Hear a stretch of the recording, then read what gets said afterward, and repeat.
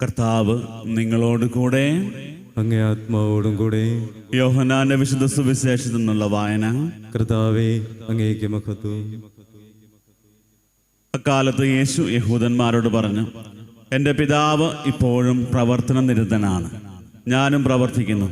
ഇതുമൂലം അവനെ വധിക്കാൻ യഹൂദർ കൂടുതലായി പരിശ്രമിച്ചു. കാരണം അവൻ സാബത്ത് ലംഘിക്കുക മാത്രമല്ല, തന്നെ തന്നെ ദൈവതുല്യനാക്കിക്കൊണ്ട് ദൈവത്തെ തൻ്റെ പിതാവെന്ന് വിളിക്കുകയും ചെയ്തു. യേശു പറഞ്ഞു, സത്യം സത്യമായി ഞാൻ നിങ്ങളോട് പറയുന്നു, പിതാവ് ചെയ്തു കാണുന്നതല്ലാതെ പുത്രന് സ്വന്തം ഇഷ്ടമനുസരിച്ച് ഒന്നും പ്രവർത്തിക്കാൻ സാധിക്കുകയില്ല. എന്നാൽ പിതാവ് ചെയ്യുന്നതെല്ലാം അപ്രകാരം തന്നെ പുത്രനും ചെയ്യുന്നു. എന്തെന്നാൽ പിതാവ് പുത്രനെ സ്നേഹിക്കുകയും താൻ ചെയ്യുന്നതെല്ലാം അവനെ കാണിക്കുകയും ചെയ്യുന്നു. നിങ്ങൾ വിസ്മയിക്കത്തക്ക വിധം ഇവയേക്കാൾ വലിയ പ്രവർത്തികളും അവിടുന്ന് അവനെ കാണിക്കും. പിതാവ് മരിച്ചവരെ എഴുന്നേൽപ്പിച്ച് അവർക്ക് ജീവൻ നൽകുന്നത് പോലെ തന്നെ പുത്രനും താൻ ഇച്ഛിക്കുന്നവർക്ക് ജീവൻ നൽകുന്നു. പിതാവ് ആരെയും വിധിക്കുന്നില്ല, വിധി മുഴുവനും അവിടുന്ന് പുത്രനെ ഏൽപ്പിച്ചിരിക്കുന്നു. പിതാവിനെ ആദരിക്കുന്നത് പോലെ തന്നെ എല്ലാവരും പുത്രനെയും ആദരിക്കേണ്ടതിനാണ് ഇത്. പുത്രനെ ആദരിക്കാത്തവരാരും അവനെ അയച്ച് പിതാവിനെയും ആദരിക്കുന്നില്ല. സത്യം സത്യമായി ഞാൻ നിങ്ങളോട് പറയുന്നു, എൻ്റെ വചനം കേൾക്കുകയും എന്നെ അയച്ചവനെ വിശ്വസിക്കുകയും ചെയ്യുന്നവന് നിത്യജീവനുണ്ട്, അവന് ശിക്ഷാവിധി ഉണ്ടാകുന്നില്ല. പ്രത്യുത അവൻ മരണത്തിൽ നിന്ന് ജീവനിലേക്ക് കടന്നിരിക്കുന്നു. സത്യം സത്യമായി ഞാൻ നിങ്ങളോട് പറയുന്നു, മരിച്ചവർ ദൈവപുത്രന്റെ സ്വരം ശ്രവിക്കുന്ന സമയം വരുന്നു, അല്ല വന്നു കഴിഞ്ഞു. ആ സ്വരം ശ്രവിക്കുന്നവർ ജീവിക്കും. എന്തെന്നാൽ പിതാവിന് തന്നിൽ തന്നെ ജീവനുള്ളതുപോലെ പുത്രനും തന്നിൽ തന്നെ ജീവനുണ്ടാകാൻ അവിടുന്ന് വരം നൽകിയിരിക്കുന്നു. മനുഷ്യപുത്രനായതുകൊണ്ട് വിധിക്കാനുള്ള അധികാരവും അവന് നൽകിയിരിക്കുന്നു. ഇതിൽ നിങ്ങൾ വിസ്മയിക്കേണ്ട. എന്തെന്നാൽ കല്ലറകളിലുള്ളവരെല്ലാം അവൻ്റെ സ്വരം ശ്രവിക്കുന്ന സമയം വരുന്നു. അപ്പോൾ നന്മ ചെയ്തവർ ജീവന്റെ ഉയർപ്പിനായും തിന്മ ചെയ്തവർ ശിക്ഷാവിധിയുടെ ഉയർപ്പിനായും പുറത്തു വരും. സ്വമേധയാ ഒന്നും ചെയ്യാൻ എനിക്ക് സാധിക്കുകയില്ല. ഞാൻ ശ്രവിക്കുന്നത് പോലെ ഞാൻ വിധിക്കുന്നു. എൻ്റെ വിധി നീതിപൂർവകവുമാണ്. കാരണം എൻ്റെ ഇഷ്ടമല്ല, എന്നെ അയച്ചവൻ്റെ ഇഷ്ടമാണ് ഞാൻ അന്വേഷിക്കുന്നത്. കർത്താവിൻ്റെ സുവിശേഷം. ക്രിസ്തുവേ, അങ്ങേക്ക് സ്തുതി. ഈശോ മിശിഹായിൽ ഏറ്റവും അധികം സ്നേഹിക്കപ്പെടുന്ന പ്രിയ മാതാപിതാക്കളെ, സഹോദരി സഹോദരങ്ങളെ, നമ്മളിത് വായിച്ചു കേട്ട സുവിശേഷ ഭാഗം വിശുദ്ധ യോഹന്നാന്റെ സുവിശേഷം 5-ാം അധ്യായം 17 മുതലുള്ള തിരുവചന ഭാഗങ്ങളാണ്. വളരെ വ്യക്തമായിട്ട് തൻ്റെ പിതാവുമായിട്ടുള്ള ബന്ധം എപ്രകാരമാണ്, എന്തുമാത്രം ആഴത്തിലുള്ള ഒരു വിശ്വാസം അല്ലെങ്കിൽ ഒരു വിശ്വാസവും സ്നേഹവും ഒക്കെയാണ് ഈശോയ്ക്ക് തൻ്റെ പിതാവുമായിട്ടുള്ളത് എന്നുള്ള കാര്യം വളരെ വ്യക്തമായിട്ട് നമ്മളിന്ന് വായിച്ചു കേട്ട വചനഭാഗത്ത് നമ്മൾ കാണുകയാണ്. ഈശോയുടെ പരസ്യ ജീവിതകാലത്ത് ഈശോ ഏറ്റവും കൂടുതൽ പറഞ്ഞിട്ടുണ്ടാകും എന്ന് നമ്മൾ കരുതുന്നൊരു വാക്കാണ് അബ്ബ. അത്രമാത്രം ആഴത്തില് സ്നേഹത്തോടെ വിശ്വാസത്തോടെ ഈശോ വിളിച്ചൊരു കാര്യമാണ്.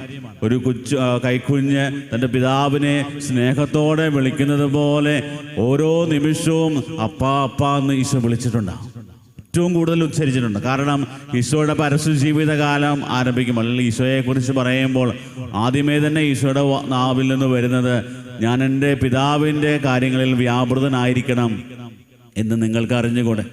മാതാവ് ഔസേപിതാവും 12-ാമത്തെ വയസ്സിൽ ഈശോയെ ദേവാലയത്തിൽ കാണാതെ പോകുമ്പോൾ ഈശോയുടെ അടുക്കിലേക്ക് വന്നിട്ട് ഈശോയോട് ചോദിക്കുകയാണ്, നിന്നെ ഞങ്ങൾ ഇവിടെ എല്ലാം തിരഞ്ഞ് നിന്നെ കണ്ടില്ലല്ലോ, നീ എന്തെടുക്കുകയായിരുന്നു, ഞങ്ങളോട് എന്തിനാണ് ഇങ്ങനെയൊക്കെ ചെയ്തത് എന്ന് ചോദിക്കുമ്പോൾ ഈശോയുടെ മറുപടിയാണ്, ഞാൻ എൻ്റെ പിതാവിൻ്റെ കാര്യത്തിൽ വ്യാപൃതനായിരിക്കേണ്ടവനല്ലേ. അവിടെ തൊട്ടേ പിതാവുമായിട്ടുള്ള ആ ബന്ധത്തിൽ ഒരിക്കലും കോട്ടം തെറ്റാതെ മുന്നോട്ട് പോവുകയാണ്. പരസ്യ ജീവിതകാലത്ത് പഠിപ്പിക്കുകയാണ്, സ്വർഗസ്ഥനായ ഞങ്ങളുടെ പിതാവേ, അബ്ബാ പിതാവേ എന്നുള്ള ആ ഒരു വലിയ പ്രാർത്ഥന രാത്രിയുടെ യാമങ്ങളിലും അതിരാവിലെയും ഒക്കെ ദൈവവുമായിട്ടുള്ള ആ ഒരു വലിയ സ്നേഹബന്ധത്തിൽ നിലനിൽക്കുകയാണ് ഈശോ. പ്രിയപ്പെട്ടവരെ, പരസ്യ ജീവിതകാലത്തിൻ്റെ അവസാനം കുരിശിൽ കിടന്നുകൊണ്ട് ഈശോ പറയുന്നത്, അപ്പാ നിന്റെ കരങ്ങളിൽ എൻ്റെ ആത്മാവിനെ ഞാൻ സമർപ്പിക്കുന്നു. ഇത്രമാത്രം ആഴമായ വിശ്വാസത്തിലോ സ്നേഹത്തോടെ ആ ഒരു ബന്ധത്തിലായിരുന്നു പിതാവുമായിട്ടുള്ള ആ ഒരു മുന്നോട്ടുള്ള ജീവിതം. പക്ഷേ ഈ ഒരു കാര്യം നമ്മൾ പലപ്പോഴും ഈശോ വെളിവാക്കുവാനായിട്ട് അല്ലെങ്കിൽ മറ്റുള്ളവർക്ക് പറഞ്ഞു കൊടുക്കുവാനായിട്ട് ഒത്തിരിയേറെ പരിശ്രമിച്ചെങ്കിൽ ഈ ഒരു രഹസ്യം എന്തുമാത്രമാണെന്ന് മനസ്സിലാക്കുവാൻ ശിഷ്യന്മാർക്കും അതുപോലെ തന്നെ ശ്രമിച്ചവർക്കൊന്നും മനസ്സിലായില്ല. അതുകൊണ്ടാണ് യഹൂദരൊക്കെ അവൻ ദൈവതുല്യനാണ് അല്ലെങ്കിൽ ദൈവത്തിൻ്റെ പുത്രനാണ് എന്ന് അവകാശപ്പെടുന്നു എന്ന് പറഞ്ഞുകൊണ്ട് ഈശോയ്ക്കെതിരെ തിരിയാനായിട്ടുള്ള പ്രധാനപ്പെട്ട കാരണം. പ്രിയപ്പെട്ടവരെ, ഈശോ വീണ്ടും പറയുന്നൊരു കാര്യമാണ്, എൻ്റെ ഹിതമല്ല പിതാവിൻ്റെ ഇഷ്ടം നിറവേറ്റാനാണ് ആഗ്രഹം. ഈ ഒരു കാര്യം നമ്മൾ ഒത്തിരി പ്രാവശ്യം വചനത്തിൽ കേട്ടൊരു കാര്യമാണ്. പക്ഷേ ഇത് നമ്മുടെ ഹൃദയത്തിലേക്ക് നമ്മൾ ഏറ്റെടുത്ത് നമ്മൾ ജീവിക്കാൻ തുടങ്ങുമ്പോഴാണ് നമ്മുടെ ക്രൈസ്തവ ജീവിതത്തിൻ്റെ ഒരു പൂർണ്ണത സംഭവിക്കുക. ഇന്ന് പലപ്പോഴും നമ്മുടെ ആത്മീയ ജീവിതത്തെ പരിശോധിച്ച് കഴിഞ്ഞാൽ പലപ്പോഴും നമുക്ക് കാണാൻ സാധിക്കുന്നൊരു കാര്യം, നമ്മൾ ദൈവത്തെ പോലും നമ്മുടെ പരിധിക്കകത്ത് നമ്മൾ നിർത്തുവാനായിട്ട് പരിശ്രമിക്കും. കാരണം ഞാൻ പറയുന്നത് പോലെ ദൈവം കേൾക്കണം, ഞാൻ പറയുന്നത് പോലെ ദൈവം അനുസരിക്കണം, എൻ്റെ കാര്യങ്ങളെല്ലാം നടത്തി തരണം. അത്രമാത്രം ഒരു അഹങ്കാരത്തിൻ്റെ ഒരു ചിന്തയോടുകൂടെ നമ്മൾ ദൈവത്തെ പോലും ഒന്ന് ഒതുക്കി നിർത്താനായിട്ട് പരിശ്രമിക്കുക.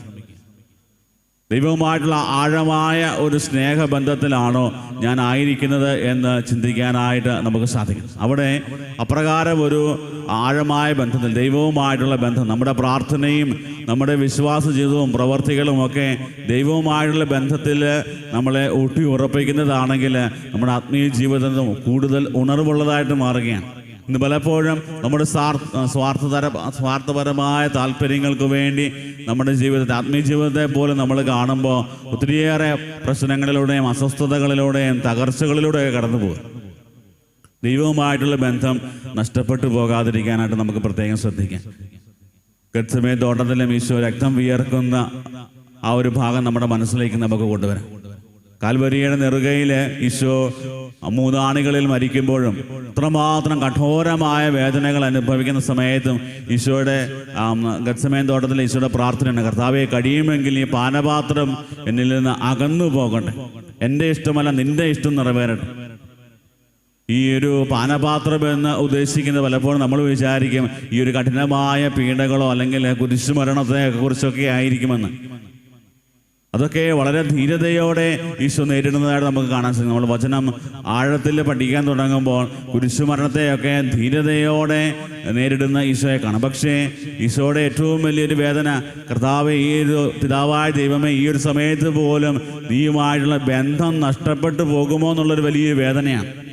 അത്രമാത്രം ആഴമായ ഒരു വേദന ഈശോയ്ക്കുണ്ട്. അതുകൊണ്ടാണ് ഈശോ പ്രാർത്ഥിക്കുക, ഈ ഒരു പാനപാത്രം എന്നിൽ നിന്ന് അകന്നു പോകട്ടെ എന്ന്. അത്രമാത്രം തീക്ഷ്ണതയെ അത്രമാത്രം വേദനയോടെ പ്രാർത്ഥിക്കുന്നത്, ദൈവവുമായിട്ടുള്ള ആ ഒരു ബന്ധം മുറിഞ്ഞു പോകുമോ എന്നുള്ളൊരു പേര്. പ്രിയപ്പെട്ടവരെ, ഇന്ന് നമ്മുടെ ജീവിതത്തിൽ നമുക്കും ചിന്തിക്കാവുന്ന കാര്യം, ദൈവവുമായിട്ടുള്ള ബന്ധത്തിന് നമുക്ക് കോട്ടം വരാതെ അത് എന്തുമാത്രം ആഴപ്പെടുത്തുവാനായിട്ട് പരിശ്രമിക്കാൻ സാധിക്കുമോ അത്രമാത്രം ആഴപ്പെടുവാനായിട്ടും, അതുപോലെ തന്നെ നമ്മുടെ സ്വാർത്ഥ താല്പര്യങ്ങളെക്കാളും ഉപരിയായിട്ട് ദൈവത്തിൻ്റെ ഹിതം എന്താണെന്ന് തിരിച്ചറിഞ്ഞ് അതിന് സ്വയം കീഴ്വഴങ്ങാനായിട്ട് ഉള്ള വലിയ കൃപയ്ക്ക് വേണ്ടി പ്രത്യേകം പരിശുദ്ധ കുർബാനയിൽ പ്രാർത്ഥിക്കാം. നമ്മൾ വായിച്ചു കേട്ട 1-ാമത്തെ വായനയിൽ പെറ്റമ്മ മറന്നാലും ഉപേക്ഷിക്കാത്ത ദൈവം നമുക്കായിട്ട് വിശുദ്ധ കുർബാനയിൽ കാത്തിരിക്കുന്നു. ആ ഒരു വലിയ സ്നേഹം ആവോളം അനുഭവിച്ച് ആ സ്നേഹത്തിലായിരിക്കുവാനായിട്ടുള്ള കൃപയ്ക്ക് വേണ്ടി പ്രത്യേകം പരിശുദ്ധ കുർബാനയിൽ നമുക്ക് പ്രാർത്ഥിക്കാം. ദൈവം നമ്മളെ ഓരോരുത്തരെയും സമൃദ്ധമായി അനുഗ്രഹിക്കട്ടെ. ആമേൻ.